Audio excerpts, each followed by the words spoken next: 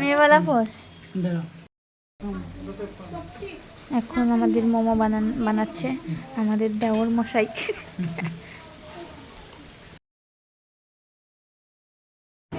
হরে কৃষ্ণ, রাধে রাধে। তোমরা সবাই কেমন আছো? আমরা খুবই ভালো আছি। তো আমি ইতিমধ্যে ঝাড়খণ্ডে পৌঁছে গেছি। ঝাড়খণ্ডে হচ্ছে আমার কাকা শ্বশুরের বাড়ি, মানে অ্যাকচুয়ালি আমার শ্বশুর বাড়িটা ঝাড়খণ্ডেই। তো এখানে এসে এখন আমি বলেছি মোমো খাবো।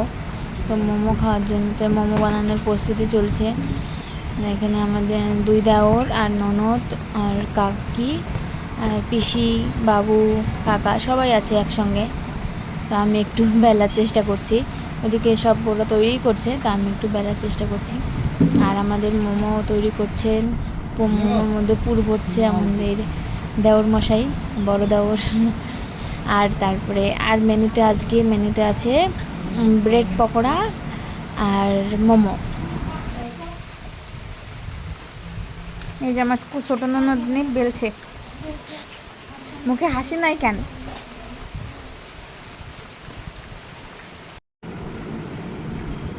তো এই যে আর কিছুটা বাকি ছিল, সেইটুকু তৈরি করছে। আমাদের ব্রেড পকোড়া ভাজা কমপ্লিট। আর এদিকে দেখো ধনেপাতার চাটনি তৈরি করছে। আমি বাবুকে জিজ্ঞাসা করছি, বাবু কেমন হয়েছে? বাবু কেমন লাগছে? খুব ভালো, ফ্যান্টাস্টিক।